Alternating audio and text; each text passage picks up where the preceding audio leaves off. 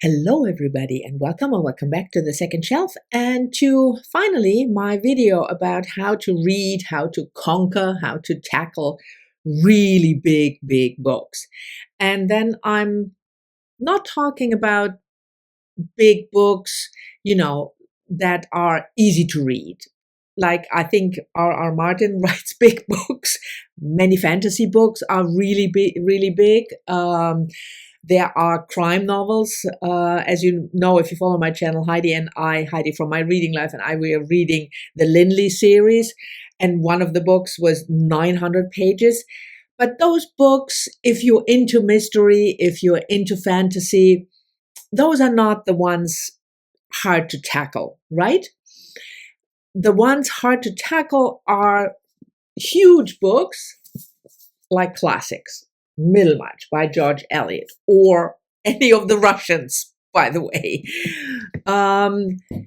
Really big translated works, classics, like The Tale of Genji by Murasaki Shikibu, translated by Royal Tyler as a Japanese novel, one of the first novels of all times, 11th century.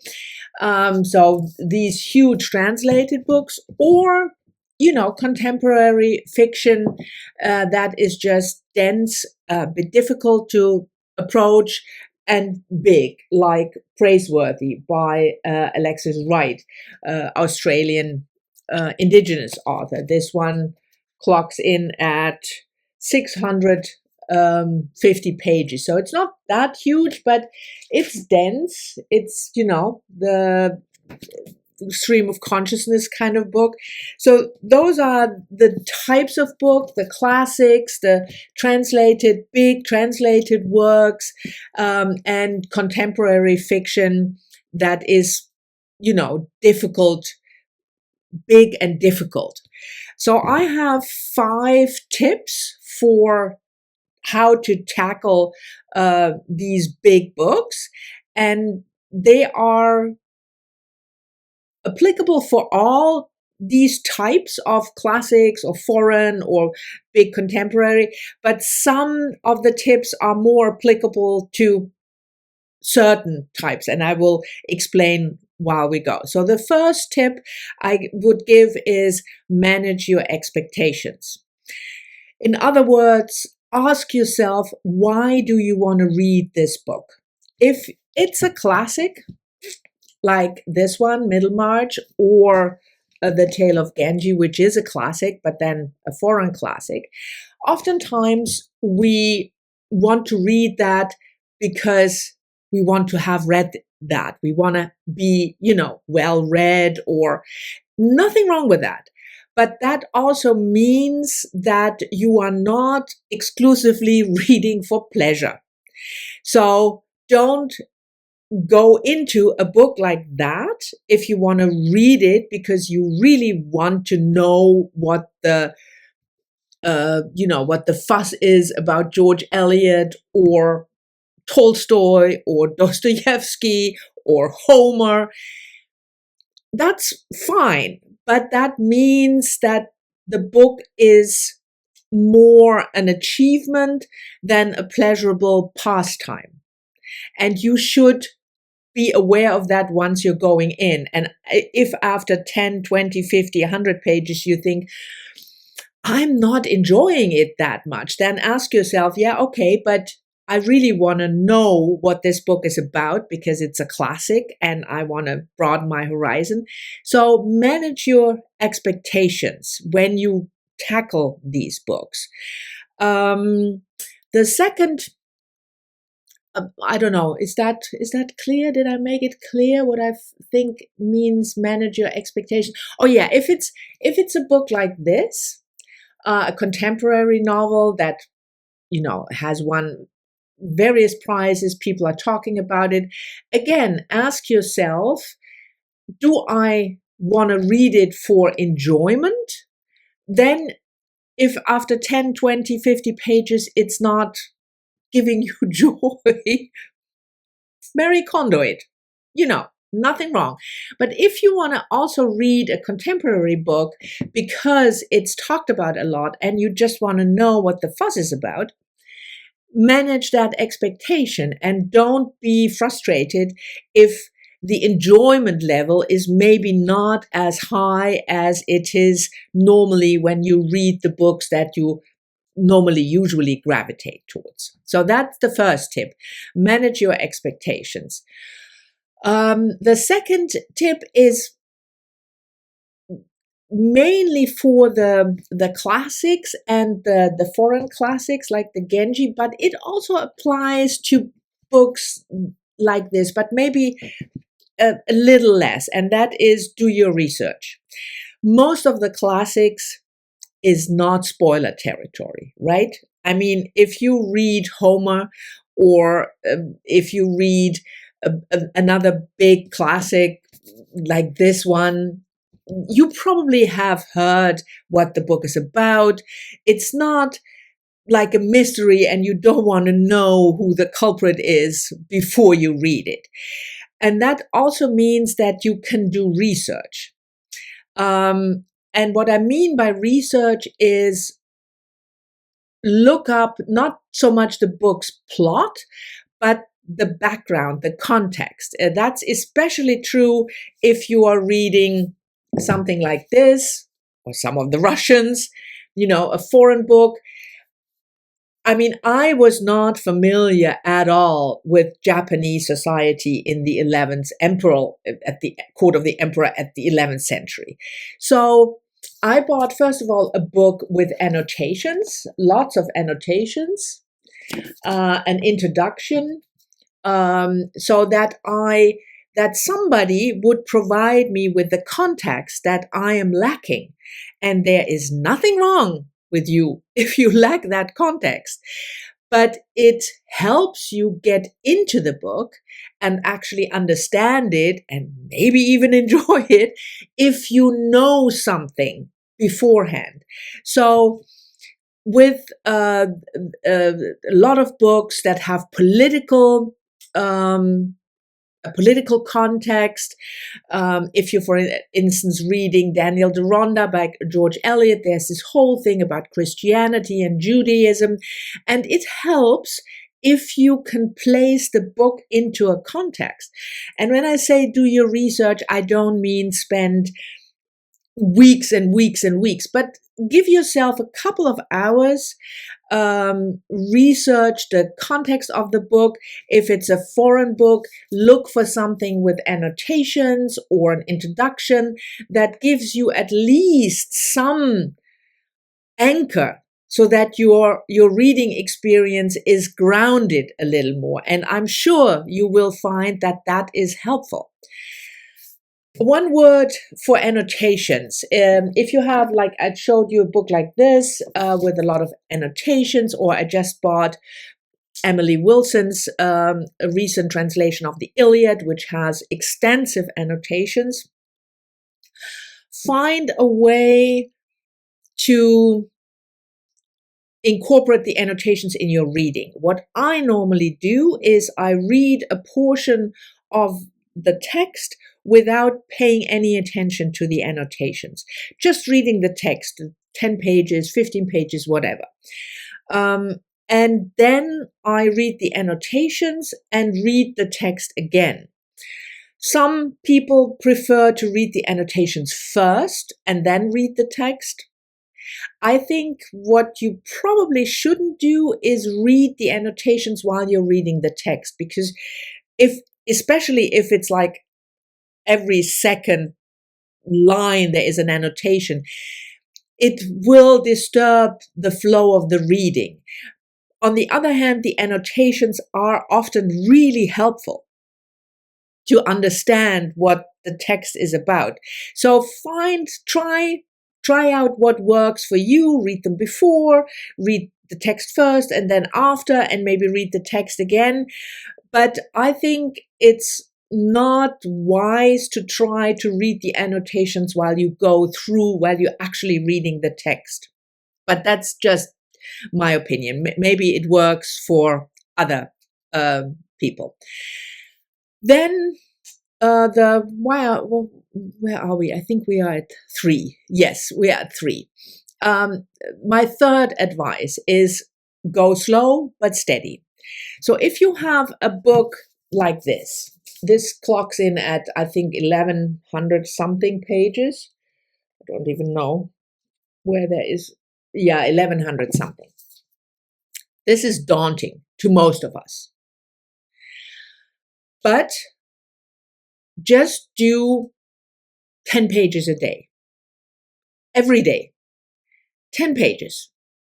10 pages is, or 20, if that's what you think you can manage. But 10 is a good number. You can finish a book like this in 3 months. And give yourself the time. Don't think you should finish this like you normally read, like, I don't know, however many pages you read in a day, 100 or maybe 200 even. It often, for me at least, it doesn't work with these big books. What I do is I give myself a very digestible, manageable portion each day, but I do it each day. So not 10 pages and then don't read the book for another 2 weeks. That doesn't work, because the consistency also helps you to get into the book. And if you find yourself reading, you have a schedule of 10 and you find yourself reading 30, good for you. Fine. But still read 10 pages the next day. You know what I mean? So give yourself the time, do 10 pages. That's for a book like that. This is 100 days. For a book like this, I think at 800, it's 80 days, 2 months. You can read a book like this without being too, stressed in 2 months. That's fine. I read most of my huge classics that way. 10 pages a day, sometimes 15 if I feel that's easy to read. I just finished one of the huge books I will talk about in my yearly wrap-up, because it's by a guy, Les Miserables. I read 20 pages a day. Took me a while, but that is I think it's a really good way to approach these books. Okay, tip number 4. And that goes especially for foreign books or books with difficult language, names, accents. Do an audiobook reading combo. I know not all books. I don't think The Tale of Genji is available on audio, so then you can't do it. But a lot of books, especially when you read, for instance, Russian literature with all the names, difficult to pronounce, you don't know how it sounds, it can help you, especially in the beginning, to get into the book, hear the names spoken out loud. So I often, when I tackle one of those books, I do a combination, especially to get into the rhythm of the names and everything. That helps me, because oftentimes when you read the name, you don't even know how it sounds, or cities or something. So a combination of audio and reading, that often helps me to get into the book. You don't have to do that necessarily for the whole book. I mean, if it's your thing, a lot of people like the combination, reading while listening. I normally don't do that because it's too slow for me, the listening. But I only use it to get into the book. But if you feel this really works well, listening and reading, then it can be a very nice way of conquering those huge books. My last tip is do a buddy read. Read the book with somebody, not necessarily in a group, because that is not often too messy, and everybody reads at a different pace. But if you read, if you want to conquer a classic, so to speak, you can find somebody who wants to do it with you, whether it's the first time for them or it's a reread, that doesn't really matter. But it gives you, again, a different context, not the research context that you know what the book is about and that you have the political background, but it gives you a framework that and I would still do the 10 pages or 15 pages, and then you read, a certain amount, and then you check in. Maybe you can read a little more if it's a buddy read, because you are working towards a check-in. You have to see whether the advantages, the benefits that the buddy read gives you can push you to read a little more a day than the 10 or 15 pages. But if you both read at the same pace, there is no problem of checking in every 2 weeks, with 100 pages or something. So, but I felt buddy reads help to, first of all, discuss the book, see what somebody else can bring to the discussion, how the book is appreciated, and also to give you this, deadline to work towards. A lot of us work well with lists or deadlines, and it's not a chore, but it's something to look forward to work towards, and then you can discuss the book with a friend. So those are my 5 tips to tackle big books. I have one final remark. If you read a big book that is a classic, that is part of the canon, like this one, and you don't like it, that's fine.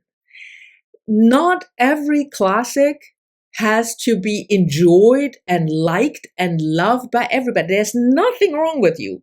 If you read a book, whether it's Homer or the Russians or Les Miserables or George Eliot or Jane Austen, she's not huge, but classics in general, and you say, yeah, nice that I read it, but it's not, I don't really know what the fuss is about, or I didn't really like it that much, that's perfectly fine.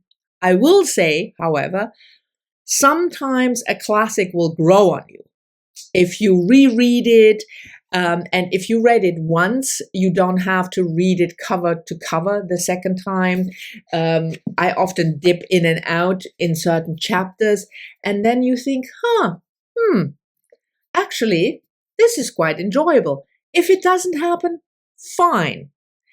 But classics can grow on you when you read them more, when you appreciate the language and the story and what the author is trying to do. So keep that as a sort of addendum tip once you've finished your classic. Anyway, my 5 tips plus a PS. I hope you've enjoyed it. Thank you very much for watching. If you have any additional tips, let me know in the comments. As always, I'm looking forward to your comments, and I'll see you all soon in the next one, next Sunday.